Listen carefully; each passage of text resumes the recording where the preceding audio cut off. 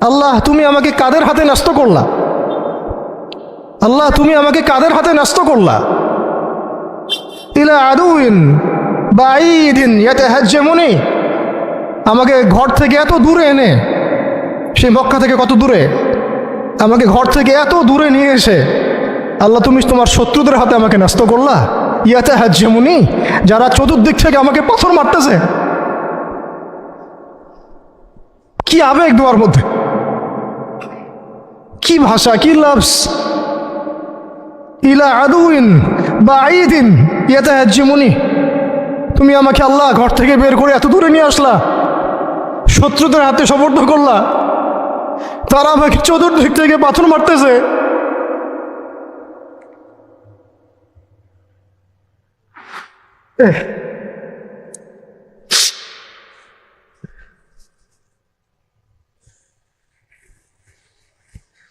আম্মি লা করিবিন মাল্লাকতাহু আমরি, পরে নবীজি বলছেন আম্মি লা করিব, নাকি আমাকে কাছের মানুষদের হাতে নিয়ে আসছো আল্লাহ। আল্লাহ তুমি কি আমাকে কাছের মানুষদের হাতে উঠাই দিছ। মাল্লাকতাহু আমরি, যারা আমার ভালো মন্দের কাজের মালিক হয়ে গেছে। এইভাবে দোয়া করতে লাগলেন নবী সাল্লাল্লাহু আলাইহি ওয়াসাল্লাম। যায়েদ বিন হারিস রাদিয়াল্লাহু আনহু শামিল আছেন এখানে। তারপরে নবীজি বলছেন ইল্লাম তাকুন সাখিতুন আলাই ফালা উবালি, আল্লাহ এত কিছুর পরও যদি তুমি আমার প্রতি অসন্তুষ্ট না হও, আমার কিছুই যায় আসে না। আল্লাহ এত কিছু হয়ে গেল, এরপরে যদি তুমি আমার উপর অসন্তুষ্ট না হও, অন্তত আমার কিছুই যায় আসে না। আলহামদুলিল্লাহ। ইল্লাম তাকুন সাখিতুন আলাই ফালা উবালি, তুমি যদি আমার উপর আল্লাহ অসন্তুষ্ট না হও, তোমার কাছে আমি ঠিক থাকতে পারি, তোমার কাছে আমার অবস্থান ঠিক থাকে আল্লাহ, ফালা উবালি, আমি এসবের কোনো কিছুর পরোয়া করি না। কিভাবে বুঝবেন এই ভাষা শব্দগুলো? ঠিক এইরকম শব্দেই দোয়া করেছিলেন খুবাইব রাদিয়াল্লাহু আনহু যখন তাকে শুলে চড়ানো হবে, এবং তিনি তখন, শুলদণ্ড অনেক কঠিন, জীবন্ত একটা মানুষকে মেরে ফেলা, পিছন দিক থেকে লোহা আছে না, এগুলো প্রবেশ করিয়ে মাথা দিয়ে বের করে দেয়। শুলদণ্ড, খুবাইব বিন আদি রাদিয়াল্লাহু আনহুকে শুল দেওয়া হয়েছে। এটা রাজির ঘটনা, সিরাতে পড়বেন, রাজির ঘটনা। ট্র্যাপে ফেলে হত্যা করা হয়েছে।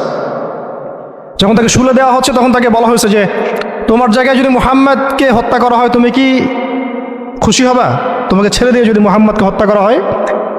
বলছেন যে আমার জায়গায় মুহাম্মদকে হত্যা করা তো দূরের কথা, সাল্লাল্লাহু আলাইহি ওয়াসাল্লাম, তার একটা লোম বাঁকা হোক আমি সেটাও চাই না, সেটাও সহ্য করতে পারবো না।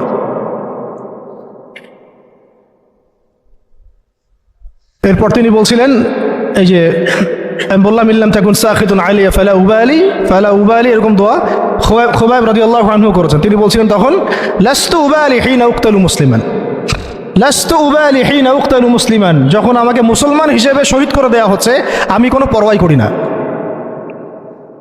যখন আমাকে মুসলমান হিসেবে শহীদ করে দেওয়া হচ্ছে আমি এর কোনো পরোয়াই করি না।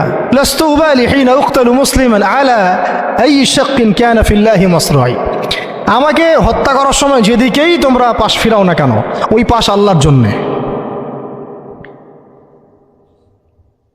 ওয়াযালিকা লিলাহ ওয়াযালিকা যাতুল ইলাহি ওয়া ইয়াশা, আর তিনি তো এমন জাতের ইলাহ, এমন ইলাহ, তিনি একজন, আল্লাহর কথা বলা হচ্ছে, তিনি এমন একজন ইলাহ, তিনি যদি চান ইউবারিক আলা ফি কুল্লি শিলউইন মুমাজ্জাহ, তিনি আমার কেটে ফেলা প্রত্যেকটা হাড়ে এবং মাংসে বরকত দিয়ে দিবেন। এইভাবে তাকে হত্যা করা হয়েছে। খুবাইব রাদিয়াল্লাহু আনহু প্রতারণা করে ট্র্যাপে ফেলা হয়েছে। এরকম বীরে মাওনাও ঘটনা ঘটছে, এরকম 70 জন সাহাবীকে ট্র্যাপে ফেলে হত্যা করে দেওয়া হয়েছে। আপনারা সতর্ক থাকবেন। এই ঘটনার পরে বহু ঘটনা হয়েছে, সিরাতে হিজরত হয়েছে। উম্মে আইমান একজন সাহাবী ছিলেন, কি নাম, নবী সাল্লাল্লাহু আলাইহি ওয়াসাল্লামের অনেক প্রিয় ভজন। তিনি নবী সাল্লাল্লাহু আলাইহি ওয়াসাল্লামকে ভরণ পোষণ, লালন পালন করেছেন, কিন্তু তিনি দেখতে কালো ছিলেন। খুব সুন্দরী নারী যেমন, এমন না, ঠিক আছে। তিনিও ওই দাসের শ্রেণীর মধ্যেই ছিলেন। তাকে তো সবাই সচরাচর বিয়ে করতে যাচ্ছে না, নবী সাল্লাল্লাহু আলাইহি ওয়াসাল্লাম বলেছিলেন একবার যে তোমাদের মধ্যে কেউ আসো জান্নাতের একটা মেয়েকে বিয়ে করবা? তোমাদের মধ্যে কি এমন কেউ আসো যে জান্নাতি একটা মেয়েকে বিয়ে করবা? উম্মে আইমান, হ্যাঁ আমার প্রিয় ভাজন উম্মে আইমান, উনি তো এমন সাহাবী ছিলেন নবী সাল্লাল্লাহু আলাইহি ওয়াসাল্লাম তার সম্মানার্থে চাদরও বিছাই দিছে। উম্মে আইমান, আমি একটু ভুল হইতে পারি জায়গাটা, আপনারা একটু দেখে নিন। তো নবী সাল্লাল্লাহু আলাইহি ওয়াসাল্লাম যখন উম্মে আইমানের কথা বলেছেন তখন অনেকেই দাঁড়ায় নাই বিয়ে করার জন্যে। তো যায়েদ বিন হারেসা রাদিয়াল্লাহু আনহু দাঁড়িয়েছে, আমি বিয়ে করবো। যায়েদ বিন হারেসা রাদিয়াল্লাহু আনহু নবী সাল্লাল্লাহু আলাইহি ওয়াসাল্লামের এই আদেশ পালনার্থে একজন জান্নাতি নারীকে বিয়ে করেছেন উম্মে আইমান, এবং তার গর্ভ থেকেই সন্তান জন্ম নিয়েছে উসামা বিন যায়েদ। উসামা বিন যায়েদ, ওই যার ব্যাপারে নবীজি শেষে বললেন যে উসামা, ওকে আমি ভালোবাসি, তার বাবাকে আমি ভালোবাসতাম। আরও একটা ঘটনা আছে, উসামা বিন যায়েদ রাদিয়াল্লাহু আনহুকে যখন আবু বকর রাদিয়াল্লাহু আনহু আবার মিশনে পাঠাচ্ছিলেন, কোন মিশনটা যেটা অসমাপ্ত ছিল নবী সাল্লাল্লাহু আলাইহি ওয়াসাল্লামের ইন্তেকালের সময়, ওই মিশনটা থেকে তারা ফিরে আসেন। পরে আবু বকর রাদিয়াল্লাহু আনহু আবার এই জায়েশ পাঠান জুরফ নামক জায়গায় রোমানদের এগেনস্টে। তো তখন কিছু কিছু সাহাবী আপত্তি তুলছিলেন, তখন আবু বকর রাদিয়াল্লাহু আনহু বলছিলেন যে সাকিলাতকা উম্মুকা ইবনুল খাত্তাব, হে ওমর তোমার মা তোমাকে হারায় ফেলুক। ওমর রাদিয়াল্লাহু আনহু বলছিলেন যে একটু ভেবে দেখেন, আরও বড় বড় সাহাবীরা আছেন, আনসারী সাহাবীরা আছেন। তখন আবু বকর রাদিয়াল্লাহু আনহু বলছেন যে ইস্তা'মালাহু রাসূলুল্লাহ, তাকে আল্লাহ রাসূল সাল্লাল্লাহু আলাইহি ওয়াসাল্লাম দায়িত্ব দিয়ে গিয়েছিলেন। ওয়া আনতা তা'মুরুনি আন আনজিহা, আর আনজিহু, আর তুমি আমাকে আদেশ করতেছো যে আমি তাকে স্থলাভিষিক্ত করব? তুমি ফিরে যাও, প্রস্তুতি গ্রহণ করো, সাহাবীদেরকে বলো প্রস্তুতি নিতে, তার ওসামার জাইশে যাবে। তো সে হচ্ছে ওসামা বিন যায়েদ রাদিয়াল্লাহু আনহু, আসছেন উম্মে আইমান রাদিয়াল্লাহু আনহার গর্ভ থেকে, জান্নাতি নারী। তো জান্নাতি নারীর জন্যে রূপ সৌন্দর্য শর্ত না, জান্নাতি নারীর জন্যে কি শর্ত না? রূপ সৌন্দর্য শর্ত না, তাকওয়া ঈমান এগুলো শর্ত। এরকম বিয়েও তিনি করেছেন নবী সাল্লাল্লাহু আলাইহি ওয়াসাল্লামের পছন্দ মতো। আবার তিনি যায়নাব বিনতে জাহাশ রাদিয়াল্লাহু আনহাকেও বিয়ে করেছিলেন। যায়নাব বিনতে জাহাশ রাদিয়াল্লাহু আনহাকে বিয়ে করেছিলেন, কিন্তু একটু শেষ করে দিচ্ছি, 5 মিনিট, একটু ধৈর্য ধরেন। যায়নাব বিনতে জাহাশ রাদিয়াল্লাহু আনহাকে তিনি বিয়ে করেছিলেন, এটাও নবী সাল্লাল্লাহু আলাইহি ওয়াসাল্লামেরই তত্ত্বাবধানে হয়েছিল। নবী সাল্লাল্লাহু আলাইহি ওয়াসাল্লাম যায়নাব বিনতে জাহাশ রাদিয়াল্লাহু আনহাকে বলেছিলেন যে যায়েদকে বিয়ে করো, যায়েদ আমার অনেক প্রিয় ভাজন। আর যায়নাব বিনতে জাহাশ রাদিয়াল্লাহু আনহা আল্লাহর নবীর ফুফাতো বোন ছিলেন, যে বোনকে বিয়ে দিয়েছেন যায়েদ বিন হারেসা রাদিয়াল্লাহু আনহুর সাথে। কিন্তু দাম্পত্য জীবনে মানে স্টেবিলিটি ছিল না, দাম্পত্য জীবনে একদম নির্ঝঞ্ঝাট ছিল না জীবনটা, একটু সমস্যা হচ্ছিল। কারণ যায়েদ রাদিয়াল্লাহু আনহু গোত্রগতভাবে কি ছিলেন? দাস, আরবের ট্রেডিশন অনুযায়ী বলছি আর কি, গোত্রগতভাবে নিচু গোত্রের ওই সেন্সে আর কি, আমরা ইসলামের সেন্সে কথা বলছি না, আরবের ওই যে প্রচলিত যে একটা প্রথা ছিল ওই সেন্সে। আর যায়নাব বিনতে জাহাশ রাদিয়াল্লাহু আনহা উচ্চ বংশের, তা আন্ডারস্ট্যান্ডিংয়ে একটু প্রবলেম হতে পারে, হচ্ছিল এটা। ভুলেও কখনো কোনো সাহাবী সম্পর্কে সমালোচনা করবেন না, এটা আমাদের আহলে সুন্নাত ওয়াল জামাআর আকীদা উসুল নয়, কোনো সাহাবী সম্পর্কে না। সাহাবীদের মধ্যে যা হয় হয়ে যাক, যুদ্ধও যদি হয়ে যায় তবুও সমালোচনা করা যাবে না, এই আকীদা যেন ঠিক থাকে। যারাই সাহাবীদের সমালোচনা করে তারা আহলে সুন্নাত ওয়াল জামাআতের আকীদা থেকে সরে গেছে। তো এখানে সাহাবীদের কোনো সমালোচনার সুযোগ নাই, কিন্তু দাম্পত্য জীবনে মনোমালিন্য হচ্ছিল, এটা খুব স্বাভাবিক বিষয়। বহু সাহাবীর জীবনে এমন অনেক ঘটনাই ঘটেছে, একাধিক বিয়ে, একাধিক তালাক, একাধিক অনেক কিছু হয়েছে। মানুষ হতে পারে, কখনো ভ্যালিড কারণ থাকতে পারে, কখনো মানুষ শয়তানের প্ররোচনা থাকতে পারে, কখনো জিন শয়তানের প্ররোচনা থাকতে পারে, কখনো আরও অন্য কিছু হতে পারে। তো যাই হোক, এখন তালাক হয়ে গেছে। যায়েদ বিন হারেসা রাদিয়াল্লাহু আনহু যায়নাব বিনতে জাহাশ রাদিয়াল্লাহু আনহাকে তালাক দিয়ে দিয়েছে। এরপরে নবী সাল্লাল্লাহু আলাইহি ওয়াসাল্লাম বিয়ে করেছেন যায়নাব বিনতে জাহাশ রাদিয়াল্লাহু আনহাকে। এইটা নিয়ে আরবের মধ্যে একটু কথা ছড়াছড়ি হচ্ছিল যে পালক পুত্রের স্ত্রীকে বিয়ে করেছে, আরবের মানুষ এটা নিয়ে কানাঘোষা করছিল। তখন আল্লাহ রাব্বুল আলামিন আয়াত নাজিল করেছিলেন, সূরা আহজাবের মধ্যে আছে, মুহাম্মদ সাল্লাল্লাহু আলাইহি ওয়াসাল্লাম তোমাদের মধ্যে কোনো পুরুষের পিতা নন, মা কানা মুহাম্মাদুন আবা আহাদিম মির রিজালিকুম ওয়ালাকিন রাসূলুল্লাহি ওয়া খাতামান নবিয়্যিন। আর এই সূরার মধ্যেই মনে হয় 37 নম্বর আয়াতে, 36 বা 37 নম্বর আয়াতের দিকে যায়েদ রাদিয়াল্লাহু আনহুর এই ঘটনা আছে, যখন যায়েদ তালাক দিল, তুমি চক্ষু লজ্জা করলে, মানুষকে লজ্জা করলে, কিন্তু আল্লাহ রাব্বুল আলামিন বিধানদাতা, তিনি বিধান দিলেন যে পালক পুত্রের বিষয়টা আরবরা যেভাবে ডিল করে সেটা আল্লাহ রাব্বুল আলামিনের ওহী নয় বা আল্লাহ পাকের বিধান নয়। তো বিস্তারিত পড়তে পারবেন। তো এটাও একটা ঘটনা ঘটে গিয়েছিল। এরপর শেষ কথা হলো, শেষ যেটা পয়েন্ট সেটা হচ্ছে এরপরে অষ্টম হিজরতের অষ্টম বছর একটা বিশাল ঘটনা ঘটে গেল যে একজন সাহাবী, তার নাম হারিস বিন উমাইয়া, নাম কি?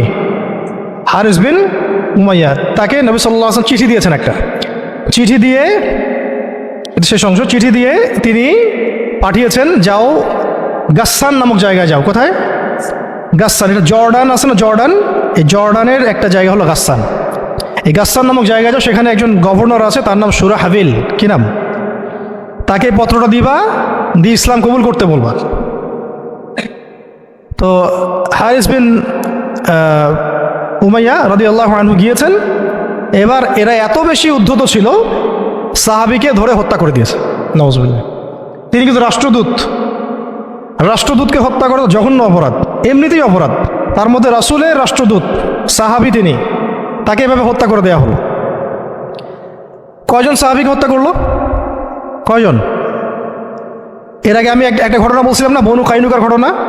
একজন নারী সাহাবীকে টিজ করেছিল, আরেকজন সাহাবী প্রতিবাদ করেছিলেন, সেই সাহাবীকে মেরে ফেলা হয়, হত্যা করা হয়, শহীদ করা হয়। নবী সাল্লাল্লাহু আলাইহি ওয়াসাল্লাম পুরা বনু কাইনুকার সাথে যুদ্ধ করেছেন। এখানেও দেখেন একজন সাহাবী হারিস বিন উমাইয়া রাদিয়াল্লাহু আনহুকে হত্যা করা হলো। এবার নবী সাল্লাল্লাহু আলাইহি ওয়াসাল্লাম 3000 সেনাবাহিনী গঠন করলেন। কত হাজার? আচ্ছা, এখন শুনেন, আমি একটা দলিল দিতে চাইলাম যে দেখেন, সারা বিশ্বে চায়নার কথা বলেন, সিরিয়ার কথা বলেন, রোহিঙ্গাদের কথা বলেন, আরাকানের কথা বলেন, আপনি কাশ্মীরের কথা বলেন, আফগানের কথা বলেন, তারপরে এই যে আফ্রিকার কন্টিনেন্টের কথা বলেন, আফ্রিকা, মালি, নাইজেরিয়া, সোমালিয়া, আর মধ্যপ্রাচ্যের কথা আর কি বলবো, Yemen, Libya, Jordan, Lebanon, Palestine, Gaza, এই সারা বিশ্বে যত মুসলমান আছে তাদের মধ্যে কত লক্ষ মুসলমানকে হত্যা করার পরেও এই সিদ্ধান্ত এখন উম্মাগতভাবে আমরা নিতে পারি নাই, যেটা নবী সাল্লাল্লাহু আলাইহি ওয়াসাল্লাম বনু কাইনুকার এগেনস্টে নিয়েছিলেন আর এই রোমানদের এগেনস্টে নিয়েছিলেন। একজন নারী সাহাবীকে শ্লীলতাহানি করা, আরেকজন সাহাবী তাকে বাঁচাতে এসে তার পক্ষে প্রতিবাদ করায়, তাকে হত্যা করা, এবং নবী সাল্লাল্লাহু আলাইহি ওয়াসাল্লাম পুরা বনু কাইনুকাকে উচ্ছেদ করলেন। এখানে সুরাহবিল কি করেছে? একজন সাহাবীকে হত্যা করেছে, রাষ্ট্রদূত হারিস বিন উমাইয়া। নবী সাল্লাল্লাহু আলাইহি ওয়াসাল্লাম 3000 সৈন্য পাঠিয়ে দিচ্ছেন। আর এখন উম্মার দিকে তাকান, যে রাষ্ট্রগুলোর কথা আমি বললাম, আমাদের সহ সব জায়গায়, আমাদেরটা অন্যভাবে ডিল করি আমরা, বাইরের সব রাষ্ট্রগুলো, এই রাষ্ট্রগুলোতে কত হাজার সৈন্য না, কত হাজার নিরপরাধ মুসলিমকে হত্যা করা হয়েছে। সংখ্যাটা কি হাজারে না লাখে? কত হাজার বা লাখ বাচ্চাদেরকে হত্যা করা হয়েছে, কত হাজার বা লাখ মা বোনদেরকে হত্যা এবং ধর্ষণ করা হয়েছে। তারপরে উম্মাগতভাবে আমরা এখন এই সিদ্ধান্তে আসতে পারি নাই, যে সিদ্ধান্ত নবী সাল্লাল্লাহু আলাইহি ওয়াসাল্লাম তাৎক্ষণিক নিয়ে ফেললেন। আমার রাষ্ট্রদূতকে হত্যা করেছে, 3000 সৈন্য রেডি, এবং তারা কিন্তু সুপার পাওয়ার। রোমানরা তখন কি সুপার পাওয়ার, এটা দেখারও সময় নাই যে তার কাছে কি অস্ত্র আছে, তাদের ক্ষমতা কতটুকু, তাদের কাছে কি আছে, তাদের সৈন্য সংখ্যা কত, আয়তন সংখ্যা কত, ওদের অর্থনীতি কত সমৃদ্ধ, কোনো কিছুর পরোয়া সাহাবা কেরাম করেন নাই। 3000 সৈন্য রেডি করে এই বাহিনীর পতাকা হাতে তুলে দিলেন সাহাবী যায়েদ ইবনে হারেসা রাদিয়াল্লাহু আনহু হাতে। কার হাতে? চিন্তা করেন, তায়েফের সাথী, রাসূল সাল্লাল্লাহু আলাইহি ওয়াসাল্লাম প্রিয় ভাজন, তায়েফের সাথী, জান্নাতি নারীকে বিয়ে করেছেন,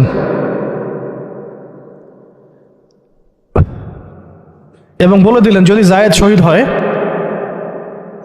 যদি জায়েদ শহীদ হয়, কথার বলার উদ্দেশ্যই হচ্ছে জায়েদ শহীদ হবে, জায়েদ শহীদ হবে, হতে পারে ইনশাআল্লাহ।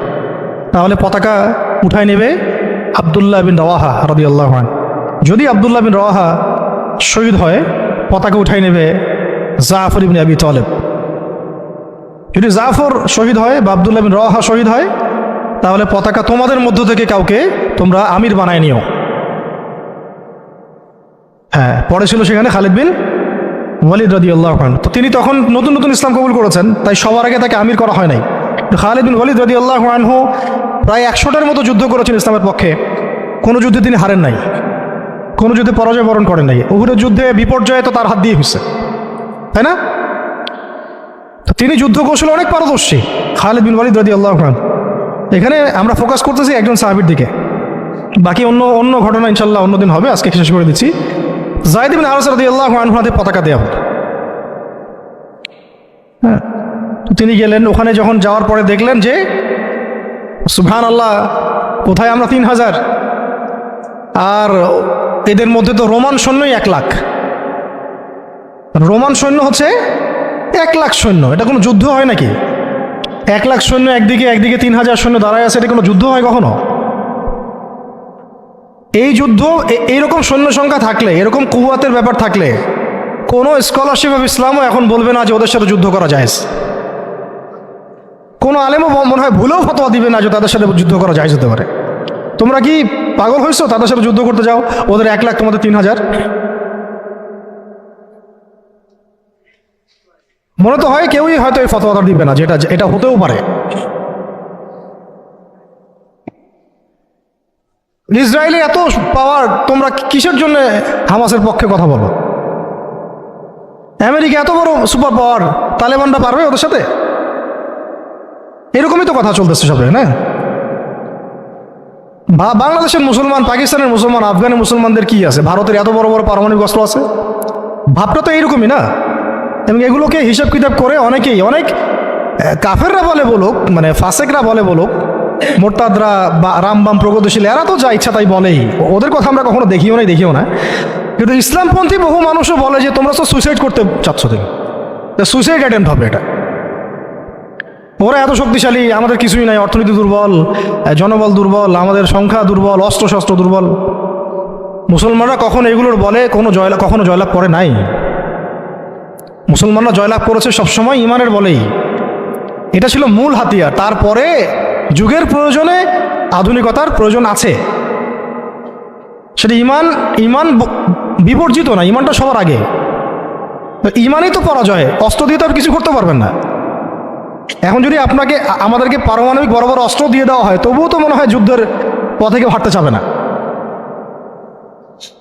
জিহাদের পথে কেউ হাঁটতে চাবে না, বলবে যে এটা তো সুইসাইড অ্যাটেম্প্ট হবে। ওরা তো, ন্যাটো তো এতগুলো দেশের সমন্বয়ে গঠিত, ইসরায়েলের সাথে তো এত কান্ট্রি আছে, তোমাদের সাথে কারা আছে? ইসরায়েলের সাথে এত বড় বড় কান্ট্রি তো আছেই, 50টা, 60টা, 70টা। হামাসকে তো এখনো নির্মূল করতে পারলো না, পারছে? আমেরিকার সাথে তো এত বড় বড় রাষ্ট্র ছিল, তালেবানদেরকে তো নির্মূল করতে পারে নাই। তো মিসাইল তো এখনো দেখা যায় পৃথিবীর বুকে। তো জাতিগতভাবে আমরা ওই জায়গায় হাঁটতেই পারি নাই, ওই পথে আমরা হাঁটতে পারি নাই। শুধু দাওয়াত দিয়ে সারা বিশ্বে খিলাফা কায়েম হবে না। যারা বলে দাওয়াতই একমাত্র মেহনত, শুধুমাত্র দাওয়াত দিয়ে সারা বিশ্বে খিলাফা কায়েম হবে না, ইসলামী ইমারা কায়েম হবে না। আপনারা 100 বছর দাওয়াত দিতে থাকেন, ইমারা কায়েম হবে না। শুধু দাওয়াত দিয়ে রাসূল সাল্লাল্লাহু আলাইহি ওয়াসাল্লাম একেবারে আরব আজম এইটা জয় করেন নাই, দাওয়াতের সাথে জিহাদও ছিল। হ্যাঁ, এটা আলাদা আলোচনা যে এটা শর্ত কি হবে, প্রস্তুতি কি হবে, উসুল কি হবে, এটা আলোচনা করতে চাইলে আলোচনা হতে পারে। আলোচনার তো জায়গায় রাখেন নাই আপনারা, সব তো বন্ধ, তো দরজাই বন্ধ। বরং এগুলো নিয়ে যারাই 2-4টা কথা বলছে, ওরা তো শেষ, সমাজই ওদেরকে মেনে নেয় নাই। ইসলামপন্থী ভাই বোনরাই মেনে নেয় নাই, কাফেররা মানা তো বহু দূরের কথা। কাফেররা তাদের মাথার দাম নির্ধারণ করছে আর কি। কিন্তু আস্তে আস্তে বিশ্ব এদিকে যাবেই, আমরা চাই আর না চাই, আমরা যাই আর না চাই, ওয়ার্ল্ড এদিকে যাবে, আখিরুজ্জামান এদিকেই যেটা থাকবে। তো আল্লাহ পাক আমাদের নসিবে যদি এটা থাকে এবং আমাদের উপরে যদি এটা কোনো না কোনোভাবে অবধারিত হয়ে যায়, আল্লাহ পাক আমাদেরকে কুওয়াতের সাথে অংশ নেওয়ার তৌফিক দেন। এবং সব দিক থেকে, আধ্যাত্মিকভাবে, ইমানের দিক থেকে, আমলের দিক থেকে, আখলাকের দিক থেকে, সমাজের দিক থেকে, জ্ঞানের দিক থেকে আল্লাহ পাক ওই রকম চেতনা এবং প্রস্তুতি আমাদের মনের মধ্যে দান করে দেন। প্রস্তুতি তো আগে মনের বিষয়। তো শেষ করতেছি, এবার এই যায়েদ ইবনে হারেসা রাদিয়াল্লাহু আনহু এখানে আলোচনা হচ্ছে, আমরা কি যুদ্ধ কালকে করব, নাকি মদিনা থেকে সৈন্য পাঠাতে বলবো, নাকি আমরা অন্য কোনো পথে যাব, নাকি ব্যাকফুটে যাব, নাকি পত্র পাঠাবো রাসূলকে জানাবো বিষয়টা। তো দেখা গেল পরের দিন সৈন্য 1 লাখ না, সৈন্য 2 লাখ সৈন্য, আরও গাসসানী গোত্রের বিভিন্ন জায়গা থেকে আরবরা আসছে, আরও 1 লাখ। এবার ফতোয়া কোন জায়গায় যাইতো আমরা হইলে? ফতোয়া যাইতো একটা জায়গায়, এখান থেকে পালাই হিজরত করো, এখান থেকে পালাই হিজরত। তোমরা কি জানো না নিজের জান বাঁচানো ফরজ? আর সুবহানাল্লাহ, এমন একটা ব্যাপার জানেন, শয়তানও কোরআন হাদিস থেকে দলিল দিতে পারে। হ্যাঁ, আমার অভিজ্ঞতা থেকে আমি দেখছি, আমার অভিজ্ঞতা থেকেও দেখছি একটা, যে একজনকে বলা হচ্ছিল যে এটা না আপনার আমার মাঝে চুক্তি হয়েছে, হ্যাঁ, তো এই চুক্তি মানতে আপনার অসুবিধা কোথায়? সে বলতেছে যে এই চুক্তি যখন হয়েছে তখন আমি বুঝতে পারি নাই যে কোনটা ঠিক কোনটা বেঠিক। এখন বুঝতে পারছি যে এটা ঠিক ছিল না, আর হাদিসে আছে মুমিন এক গর্তে যেন 2 বার না যায়। আমাকে হাদিস দিয়ে দলিল দিয়ে দিল, কি বুঝলেন? এমন একটা অবস্থা যে দলিল কোরআন হাদিস থেকে এখন মনে হয় শয়তানও দিতে পারে। আল্লাহ পাক আমাদেরকে হেফাজত করেন। তো আলেমদের সংস্পর্শে থাকতে হয় এই কারণেই, তাহলে আমরা বুঝতে পারবো না যে আসলে কোনটা পরিশুদ্ধ দলিল, গ্রহণযোগ্য দলিল। শেষ কথা হচ্ছে, এবার দেখা গেল 2 লাখ সৈন্য, এখানে আলোচনা হচ্ছে যুদ্ধ হবে কি হবে না। একজন সাহাবী আব্দুল্লাহ বিন রওয়াহা, যিনি কমান্ডার ছিলেন পরে, তিনি বললেন, তিনি এমন একটা জ্বালাময়ী বক্তব্য দিলেন, ওই বক্তব্য শুনে সাহাবায়ে কেরাম একদম ডিটারমাইন্ড হয়ে গেলেন যে কালকে যুদ্ধ হবে। আমরা চিঠিও পাঠাচ্ছি না, আমরা ফিরেও যাচ্ছি না মদিনা থেকে, আমরা ব্যাকআপ, আমাদের সৈন্য দরকার নেই। বিশাল বক্তব্য ছিল, এটা সিরাতের কিতাবে আছে। শুধু এতটুকু বলতেছি, উনি 2টা লাইন বলেছেন স্পেশালি। একটা হলো যে, হে আমার ভাইরা, আমরা কি উদ্দেশ্যে বাসা থেকে বের হয়েছি আজকে?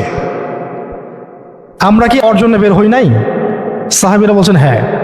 যদি আমরা কালকে যুদ্ধ করি এবং শহীদ হই, তাহলে আমরা জান্নাতে হুরিন ঈনদের সাথে আমাদের মঞ্জিল, আমাদের আমাদের বাসস্থান ইনশাআল্লাহ অবধারিত হয়ে যাবে। আর যদি আমরা গাজী হই, তাহলে আমরা সারা জীবন আল্লাহর কাছে সম্মানিত থাকব। আর যদি আমাদের দেহকে কেটে দ্বিখণ্ডিত করে ফেলা হয়, তো এটার জন্যই তো আমরা বাসা থেকে বের হয়েছি। এরকম কয়েকটা কথা উনি বললেন, অল্প কথা। কোনো সাহাবী আর দ্বিতীয় কোনো বাক্য ব্যয় করলেন না। ঠিক আছে, কালকে যুদ্ধ হবে। এমন রক্তক্ষয়ী যুদ্ধ হয়েছে, এই 2 লাখের এগেনস্টে 3000 নিয়ে সৈন্যদেরকে এমনভাবে বিন্যাস করেছেন সাহাবায়ে কেরাম, ওদের চোখে মনে হচ্ছিল যে মুসলিমরা অনেক।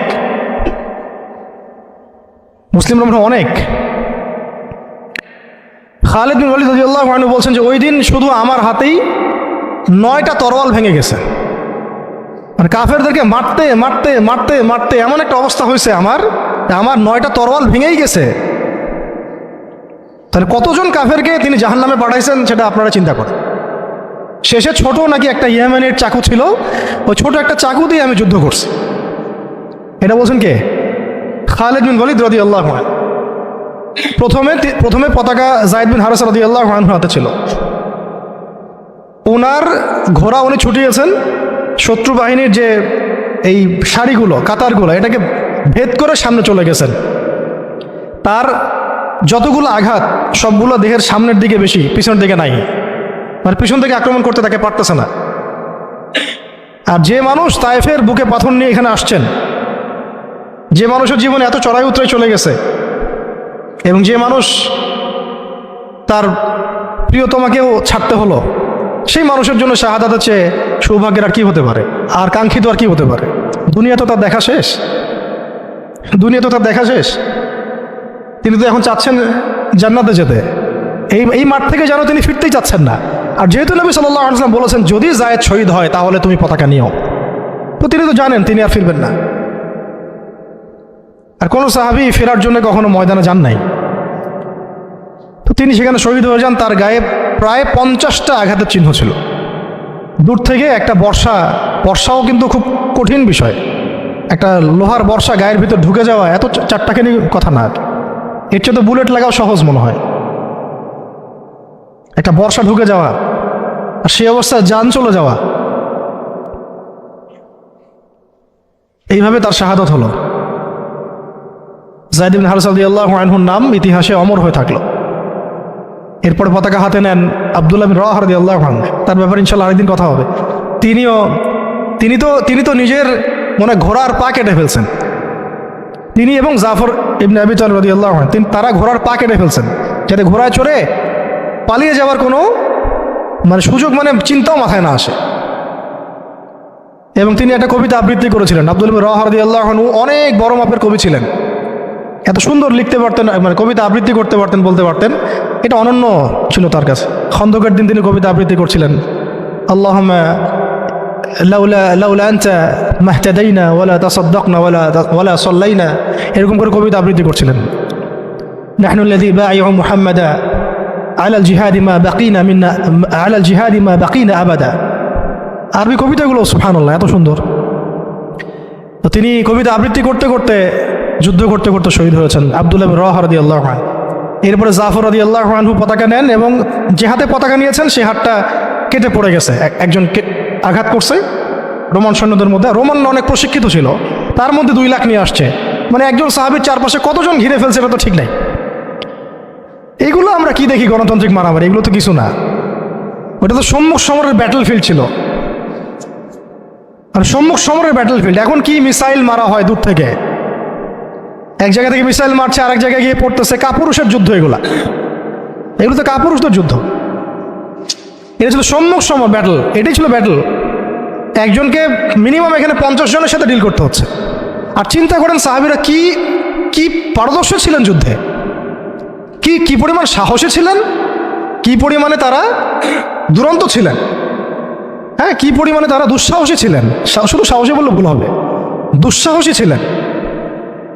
কি শৌর্যবীর্য ছিল আর কি পরিমাণ কুওয়াত ছিল তাদের কাছে, আর কত প্রশিক্ষিত স্কিল ছিলেন তারা, যে একাই 10 জন 20 জন 50 জনকে বার্তা দিতেন না। তো আর আমাদের তো সব যুদ্ধ আর ফেসবুকে, আর কি যত কাজ সব ফেসবুকে। অর্থাৎ বাস্তবিকভাবে কিন্তু দেখবেন যে 1জন 2 জনের সাথেও ফাইট করার মতো হয়তো ওই ক্যাপাবিলিটিও নাই। করছে দেখা যায় কাফেররা অনেক শক্তিশালী হয়ে বসে আছে। তাই এগুলো আবেগ ছাড়তে হবে, বাস্তববাদী হতে হবে, ঈমান আমল তাকওয়ার সাথে সব ধরনের প্রিপারেশন, যেটাকে আমরা বলি এদাদ, শারীরিক মানসিক সব দিক থেকে প্রস্তুতির দরকার আছে। আর এটা মুসলিম রাষ্ট্রের সেনাবাহিনীর কাজ, মুসলিম রাষ্ট্রের সেনাবাহিনী অন্যান্য ফোর্সদেরও কাজ এগুলো। তাদেরকেও তো এইসব চেতনা কখনো মনে শোনানোই হয় নাই, যা শুনে তারা হয়তো সেটা ব্যক্তিগতভাবে তারা শোনে। সিস্টেম তো এরকম না, সিস্টেম তো তাদেরকে এইসব জাজবায় কখনো উদ্বুদ্ধই করবে না। যে আপনারা একটা ভালো প্রফেশনে আছেন, যদি এই প্রফেশনের দিক থেকে অনেস্ট থাকতে পারেন, সৎ থাকতে পারেন, আল্লাহর জন্য যুদ্ধ করতে পারেন, শহীদ হয়ে যাবেন। এটা কি বলা হয়? বরং বলা হয় আমার জাতিসংঘের মিশনে যান, ওখানে গেলে টাকা পাবেন। আর ওই মিশন কাফেরদের পক্ষে, মুসলমানদের বিরুদ্ধে মুসলমানকে লাগায় দেয় থাকে, ওদের ভাড়াটে সৈন্য হিসাবে কাজ করায়। আমাদের শক্তি তারা নিচ্ছে, আমাদের জনবল নিচ্ছে, নিয়ে আমাদের এগেনস্টেই প্রয়োগ করতেছে। আল্লাহ পাক আমাদের ভাইদেরকে বুঝ দেন, ইনশাল্লাহ ভাইরাও বুঝবে একদিন না একদিন। এই বুঝ ঠেকা রাখা যাবে না, এই হেদায়েত, এই বুঝ, এই আলোগুলো কেউ ঠেকা রাখতে পারবে না। আল্লাহ দিল থেকে দিলে ছড়াই দিবেন ইনশাল্লাহ। কোনো কিছু করে কোনো লাভ হবে না, কোনো কিছু করেই কোনো লাভ হবে না। কাউকে দমায় দেওয়া, থামায় দেওয়া, কোনো জাতিগোষ্ঠীকে নির্মূল করা, রাজনৈতিক আগ্রাসন, অর্থনৈতিক স্যাংশন, কিছু করে লাভ হবে না। এই আলো এবং এই জজবা, এই আগুন, দিল থেকে দিলে আল্লাহ জ্বালাই দিবেন ইনশাআল্লাহ। এটা জাস্ট সময়ের ব্যাপার, শুধু সময়ের ব্যাপার এগুলা। শেষমেশ আরেকটা হাতে যখন পতাকা নিয়েছেন তিনি, এই হাতটাও কেটে পড়ে গেছে। ওই অবস্থা চিন্তা করেন, তখন তিনি বুকের সাথে পতাকাটাকে এভাবে জড়ায় ধরে রাখছে। কে? জাফর ইবনে আবি তালিব রাদিয়াল্লাহু আনহু। ব্যাস, তারপরে কাফের কয়েকজন এসে তাকে দ্বিখণ্ডিত করে ফেলে। জর্ডানে এখনো তাদের রওজা কবর এখনো আছে, তাদের কবর এখনো ওখানেই আছে, মোতার প্রান্তরেই আছে। এইভাবে মুসলিমদের মধ্যে শহীদ হয়েছে মাত্র 12 জন সাহাবী। মাত্র 12 জন সাহাবী শহীদ হয়েছেন এই যুদ্ধে, মোতার যুদ্ধে। আর আমি তো বললাম খালিদ বিন ওয়ালিদ রাদিয়াল্লাহু আনহু একাই 9টা তরোয়াল ভাঙছেন। এরপরে পতাকা হাতে নেন খালিদ ইবনুল ওয়ালিদ রাদিয়াল্লাহু আনহু, এবং তিনি এমনভাবে সাহাবীদেরকে ফাংশন করেছেন যে যুদ্ধও করছেন, আবার ব্যাকফুটেও আসছেন, আবার সামনে যান, আবার পিছনে আসেন, সামনে শূন্য পিছনে, পিছনের শূন্য সামনে, ডানেরটা বামে, বামেরটা ডানে। ওরা হকচকায় গেছে, মনে করছে যে মনে হয় অনেক ফোর্স মনে হয় পিছন থেকে আসতেছে। আর আল্লাহ পাকের সাহায্য তো আছেই, ফেরেশতা নাজিল করে আল্লাহ সাহায্য করেন। ওদের মনে আল্লাহ ত্রাস সৃষ্টি করে দিয়েছেন, ভয়ে। আল্লাহ পাক কাফেরদের মনে ভয় সৃষ্টি করে দিয়েছেন। তো ওরা আর সামনে আসার সাহস পায় নাই। আস্তে আস্তে এই বাহিনী পিছাতে পিছাতে পিছাতে পিছাতে মদিনা পর্যন্ত চলে আসছে। মুতার বিশাল ঘটনা, মুতার যুদ্ধ। এই যুদ্ধে আমরা যায়েদ ইবনে হারেসা রাদিয়াল্লাহু আনহুকে দেখলাম, সেই তায়েফের সাথী, সেই ছোটবেলার সাথী, পালক পুত্র, সেখান থেকে মুক্ত হয়ে হিব্বু রাসূলিল্লাহ, হ্যাঁ, রাসূলের শানে, রাসূলের সম্মান, ভালোবাসার প্রমাণ দেওয়ার জন্য নিজের বুক উজাড় করে দিয়েছেন। পিঠ দেখেন নাই, বুক উজাড় করে দিয়েছেন। যাকে মহব্বত করেন তাকে একা ছেড়ে দেন নাই, যাকে মহব্বত করেন তাকে একা ছেড়ে দেন নাই যে সবাই পাথর মারুক আর সে থ্যাতলা হয়ে যাক, বিধ্বস্ত হয়ে যাক, ক্ষতবিক্ষত হয়ে যাক। বরং তিনি মহব্বতের পরিচয় দিয়েছেন এইভাবে যে নিজের গায়ে আঘাত নিয়েছেন, আঘাতগুলো নিজের গায়ে নিয়েছেন, তাও সরে যান নাই, দায়িত্ব থেকে অবহেলা করেন নাই। প্রকৃতপক্ষে এটাই হলো মহব্বতের পরিচয়। এমন মহব্বত যদি তাকদীরে নসিব হয়, অবশ্যই দুনিয়াতে আপনারা যে কেউ সৌভাগ্যবান। আর যদি এটা নসিব না হয়, এটাও একদিক থেকে আপনি সৌভাগ্যবান যে আপনি দুনিয়ার আসল হাকিকত বুঝতে পেরেছেন, যে পরকালটা ঠিক এমনই হবে, পরকালটা ঠিক এমনই হবে, কবরটা এমনই হবে, হাসরটা এমনই হবে, মিজানটা এমনই হবে, পুলসিরাতটা এমনই হবে। ইয়াউমা ইয়াফিরুল মারউ মিন আখিহি ওয়া উম্মিহি ওয়া আবিহি ওয়া সাহিবাতিহি ওয়া বানিহি লিকুল্লি ইমরিন মিনহুম ইয়াউমাইযিন শা'নু ইউগনি। সেদিন প্রত্যেকেই যার যার নফস নিয়ে থাকবে। শেষ কথা হচ্ছে, রাসূল সাল্লাল্লাহু আলাইহি ওয়াসাল্লামের কাছে এই খবরগুলো আসতে থাকলো যে যায়েদ শহীদ হলো, জাফর শহীদ হলো, আব্দুল্লাহ বিন রাওয়াহা শহীদ হলো। নবী সাল্লাল্লাহু আলাইহি ওয়াসাল্লাম ছুটে গিয়ে যায়েদ রাদিয়াল্লাহু আনহুর ছোট্ট মেয়েকে কোলে নিয়েছেন, নিয়ে কান্না শুরু করছেন। সাহাবীরা বলছেন, ইয়া রাসূলুল্লাহ, আপনিও কান্না করেন? নবীজি বলছেন যে এটা রহমত, আল্লাহর রহমত। আল্লাহ পাক যাকে ইচ্ছা তাকে এই রহমত দেন, কাঁদতে পারাটাও রহমত। এরপরে নবীজি একটা দোয়াও করতেন, এই সময় না, মানে নবীজি একটা দোয়াও করতেন প্রায়ই, আল্লাহুম্মা উরযুকনি, আল্লাহুম্মা ইজআলনি, না আল্লাহুম্মা উরযুকনি, একটু দেখতে হবে এই শব্দটা। আইনাইনি হাত্তালাতাইন তাসকিয়ানিল কলবা বিযুরুফিদ দাম'i মিন খাশিয়াতিক ক্বাবলা আন তাকুনা দুমু'ু দামান ওয়া আদরাসু জামরা। আল্লাহ আমাকে এমন দুটো চোখ দিও যে চোখ দুটো কাঁদতে পারে, এবং সেই চোখের পানি দিয়ে কলব পর্যন্ত সিক্ত হয়ে যায়। ওই দিন আসার পূর্বেই, যেদিন চোখের পানি রক্তে পরিণত হবে আর দাঁতের মাড়িগুলো আগুনে পরিণত হবে। কি ওয়ার্ড দেখছেন, কি শব্দ খেয়াল করছেন? ওই দিন আসার পূর্বেই আল্লাহ, যেদিন চোখের পানি পরিণত হবে রক্তে আর দাঁতের মাড়ি পরিণত হবে আগুনে, অঙ্গারে। তো এরপরে জাফর রাদিয়াল্লাহু আনহু অন্যান্য সাহাবীদের বাচ্চাদেরকে তিনি আদর করতে লাগলেন। রাসূল সাল্লাল্লাহু আলাইহি ওয়াসাল্লাম তো অনেক নরম দিলের মানুষ ছিলেন, রাহমাতুল আলামিন। তো উনি তো রাতের বেলা তাহাজ্জুদে নামাজ পড়লেও বাচ্চাদের মতো কান্না করতেন। এখন একটু পরে মুচকি হাসলেন, এটা শেষ কথা। একটু পরে মুচকি হাসলেন আকাশের দিকে তাকিয়ে। সাহাবীরা বললেন, ইয়া রাসূলুল্লাহ সাল্লাল্লাহু আলাইহি ওয়াসাল্লাম, আপনি হাসছেন কেন? নবী সাল্লাল্লাহু আলাইহি ওয়াসাল্লাম বললেন যে আমি দেখলাম যে ফেরেশতাদের সাথে ফেরেশতাদের সাথে জাফর বিন আবু তালেব রাদিয়াল্লাহু আনহুকে আল্লাহ রাব্বুল আলামিন জান্নাতে একটা উঁচু মাকাম দিয়েছেন এবং সেখানে সে উড়ে বেড়াচ্ছে এবং ফল খেয়ে বেড়াচ্ছে। আর আল্লাহ রাব্বুল আলামিন তার ওই কেটে যাওয়া দুই হাতের বদৌলতে বিনিময়ে আল্লাহ পাক তাকে দুইটা পাখা দিয়ে দিয়েছে। এরপর থেকে তার নাম হলো জাফর আত-তৈয়ার। জাফর আত-তৈয়ার। এগুলো ছিল দুনিয়ার হাকিকত। তারা দিন দুনিয়া আখিরাত এগুলো বুঝতেন। এগুলো ছিল মহব্বত, পাশে থাকা, সাথে থাকা এবং জীবনের লক্ষ্য উদ্দেশ্য।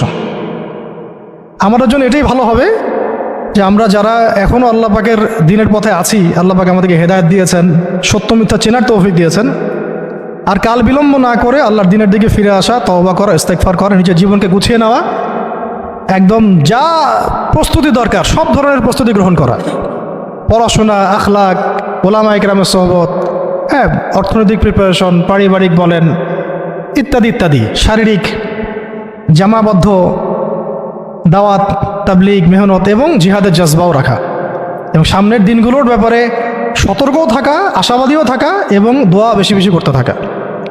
ইনশাআল্লাহ তাআলা সামনে এমনও সময় আসবে যে অনেক সংগ্রাম, রক্ত, অন্ধকারের পরে কিন্তু একটা আলোর আভাস আমরা পাচ্ছি।